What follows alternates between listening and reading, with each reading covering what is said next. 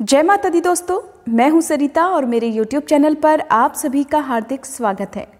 दोस्तों, आज की इस वीडियो में मैं आपको बताने वाली हूं माघ मास में पड़ने वाली पूर्णिमा के बारे में। हिंदू धर्म में पूर्णिमा तिथि को विशेष महत्व दिया जाता है। ऐसा कहते हैं कि इस दिन पवित्र नदियों में स्नान करने और ध्यान करने से सभी पुण्य फलों की प्राप्ति हो जाती है। दोस्तों, वैसे तो साल में 12 पूर्णिमा तिथियां होती हैं जिसमें पूर्ण चंद्रोदय होता है, लेकिन जो माघ महीने में पूर्णिमा पड़ती है उसका अपना अलग महत्व है। माघ महीने की पूर्णिमा को माघी पूर्णिमा के नाम से भी जाना जाता है। इस दिन लोग विशेष रूप से पवित्र नदियों में और मुख्य रूप से संगम में स्नान करने के लिए जाते हैं। हिंदू मान्यताओं के अनुसार जो भी इस दिन पवित्र नदियों में स्नान करता है उसे भगवान विष्णु की कृपा प्राप्त होती है और साथ ही सौभाग्य और धन संतान, इसके साथ ही मोक्ष की भी प्राप्ति होती है।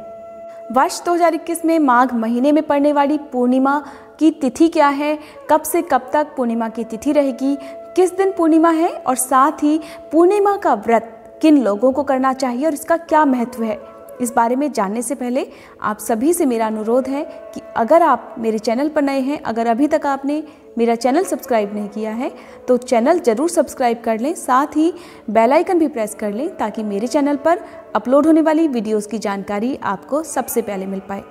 इसके साथ ही कमेंट बॉक्स में विष्णु भगवान की जय लिखकर कमेंट करें। दोस्तों, माना जाता है कि माघ महीने में देवता रूप बदलकर पृथ्वी पर आते हैं और स्नान, दान और जप करते हैं। इसीलिए इस दिन प्रयाग जाकर अगर संभव है तो गंगा स्नान कीजिए, समस्त इच्छाएं पूरी होंगी और मोक्ष की भी प्राप्ति होगी। शास्त्रों में भी कहा गया है कि अगर माघ पूर्णिमा के दिन पुण्य नक्षत्र हो तो इस तिथि का महत्व और भी बढ़ जाता है। अब दोस्तों, जानते हैं कि माघ महीने में पड़ने वाली तिथि कब है।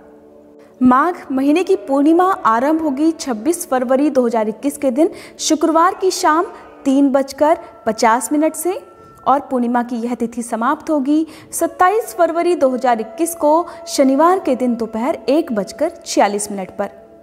हमेशा पूर्णिमा हो या फिर अमावस्या हो, उदया तिथि पर ही व्रत करना चाहिए। इसलिए उदया तिथि 27 फरवरी की है, इसलिए जो लोग इस दिन व्रत करना चाहते हैं, दान तप करना चाहते हैं, वो लोग 27 फरवरी के दिन व्रत रख सकते हैं। दोस्तों, पूर्णिमा की तिथि संपूर्णता की तिथि मानी गई है और इस तिथि के स्वामी स्वयं चंद्र देवता हैं। इस तिथि को चंद्रमा अपने पूरे आकार में होता है। सूर्य और चंद्रमा समसप्तक होते हैं, इसीलिए इस तिथि पर जल और वातावरण में विशेष ऊर्जा आ जाती है और यही वजह है कि इस दिन पवित्र नदियों में या फिर सरोवर में स्नान करना बहुत ही लाभदायक माना जाता है। और माघ महीने की जो पूर्णिमा है वो इतनी ज़्यादा महत्वपूर्ण है कि इस दिन अगर आप दान तप और साथ ही पवित्र नदियों में स्नान कर लेते हैं तो आपको 9 ग्रहों की भी कृपा आसानी से मिल सकती है। जब भी आप दान करें तो 9 ग्रहों के अनुसार आप दान कीजिएगा, आपको 9 ग्रहों की भी कृपा आसानी से मिल जाएगी। इससे आपके सभी 9 ग्रह शांत रहेंगे। जिनका जो भी अशुभ प्रभाव आपके जीवन पे पड़ रहा है वो सभी अशुभ प्रभाव भी 9 ग्रहों की कृपा से दूर हो जाएगा।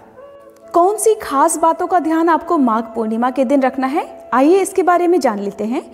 अगर आप किसी पवित्र नदी में जाकर स्नान करने में असमर्थ हैं, यानी कि आपके लिए संभव नहीं है कि आप दूर जाकर संगम में या फिर गंगा जी में स्नान करें, ऐसा संभव नहीं है, तो आप अपने घर पर ही गंगा जल नहाने के पानी में मिला लीजिए, स्नान कर लीजिए। और अगर ऐसा भी आप नहीं कर सकते हैं तो आप अपने शरीर पर गंगा जल के छींटे अर्पित करने के बाद स्नान कर लीजिए। इसके बाद जिस तरह से हर पूर्णिमा के नियमों का पालन किया जाता है उन नियमों का पालन आपको करना है। अगर आप पूर्णिमा के दिन व्रत करते हैं तो फलाहार ग्रहण कर सकते हैं और अगर आप व्रत नहीं भी करते हैं तो भी इस दिन आपको मांसाहारी भोजन से दूर रहना है। शुद्ध सात्विक भोजन ही ग्रहण करें। लहसुन प्याज का प्रयोग आज के दिन आप बिल्कुल भी अपने खाने में ना कीजिए। इस दिन विशेष रूप से भगवान विष्णु की पूजा की जाती है। विष्णु भगवान के साथ साथ माँ लक्ष्मी जी की भी पूजा आप कीजिए, माँ लक्ष्मी जी का भी आशीर्वाद आपको मिलेगा।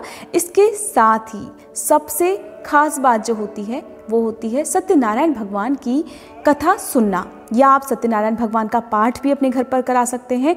पूर्णिमा का दिन बहुत ही लाभकारी, बहुत ही शुभ माना गया है सत्यनारायण भगवान की कथा का पाठ करने के लिए। अगर आप पंडित जी को बुलवाकर पूजा ना करवा पाएं तो आप स्वयं भी सत्यनारायण भगवान की कथा का पाठ अपने घर पर कर सकते हैं। इसके लिए सुबह या शाम का समय सबसे शुभ माना जाता है। दोस्तों, बहुत बार लोग प्रश्न करते हैं कि सत्यनारायण भगवान की कथा का पाठ हमें कब करना चाहिए। दोस्तों, जो लोग किसी मनोकामना पूर्ति के लिए सत्यनारायण भगवान की कथा का पाठ अपने घर पर करवाना चाहते हैं या फिर सत्यनारायण भगवान की पूजा करना चाहते हैं, वो लोग या तो मनोकामना पूर्ति के बाद इस कथा को करें, या फिर अगर आप किसी मनोकामना पूर्ति के लिए भगवान विष्णु से प्रार्थना कर रहे हैं या आपके मन में जो भी मनोकामना है, चाहते हैं कि सत्यनारायण भगवान उस मनोकामना को सुने, उसे पूरा करें, तब भी आप पूर्णिमा के दिन सत्यनारायण भगवान की पूजा करा सकते हैं, सत्यनारायण भगवान की कथा सुन सकते हैं। सबसे खास बात जिनका ध्यान आपको माघ पूर्णिमा के दिन रखना है वो बातें हैं कि आपको इस दिन मांस मदिरे से दूर रहना है, जितनी भी तामसिक आदतें हैं उन सभी से दूर रहना है। इसके साथ ही अपने घर पर जो भी मांगने वाला आपके घर पर आता है उन सभी को आप कुछ ना कुछ अपनी सामर्थ्य के अनुसार दान दीजिए। इसके साथ ही जितना हो सके आप गरीबों की सहायता कीजिए। आज के दिन अगर आप किसी निर्धन व्यक्ति को भरपेट भोजन कराते हैं तब भी भगवान विष्णु की कृपा आपको मिल सकती है। अगर आप व्रत नहीं भी कर रहे हैं तो भी आपको माघ पूर्णिमा के दिन कुछ ना कुछ दान जरूर करना चाहिए। इसके साथ ही जो भी भोग आपने विष्णु भगवान को लगाया है, बचे हुए भोग को प्रसाद स्वरूप आप खुद भी ग्रहण कीजिए, अपने परिवार के लोगों में भी बांटिए और साथ ही आपके घर पर आने वाले जो भी ज़रूरतमंद व्यक्ति हैं उनको दान के साथ साथ इस प्रसाद को भी जरूर दीजिए। आज के दिन आपको अपने मन में किसी के लिए भी बुरा नहीं सोचना है, किसी के साथ भी बुरा नहीं करना है। साथ ही आप आज के दिन जितना हो सके दूसरों की सहायता कीजिए, जितना हो सके बुजुर्गों की, असहाय लोगों की सहायता कीजिए। आपको विष्णु भगवान का आशीर्वाद जरूर मिलेगा। दोस्तों, माघ पूर्णिमा के दिन विष्णु भगवान की कथा जरूर सुनिए। अगर आप सत्यनारायण भगवान की कथा नहीं सुन सकते हैं तो आप विष्णु भगवान की कथा जरूर सुनिए।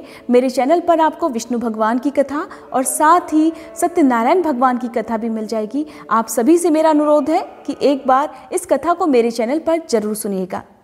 दोस्तों, माघ पूर्णिमा के दिन आपको कौन सी बातों को करने से बचना है, कौन से ऐसे काम है जिन्हें आपको माघ पूर्णिमा के दिन करना है, इन सभी बातों के बारे में अपनी अगली वीडियो में मैं आपको जानकारी देने वाली हूँ। इसलिए आप मेरे चैनल पर बने रहिए और इसी तरह से मेरे चैनल को प्यार देते रहिए। आज की वीडियो में ये जानकारी थी माघ पूर्णिमा के बारे में। उम्मीद करती हूँ ये वीडियो आप सभी को पसंद आई होगी। अगर आपको ये जानकारी पसंद आई हो तो लाइक करने के बाद कमेंट बॉक्स में विष्णु भगवान की जय लिखना मत भूलिएगा।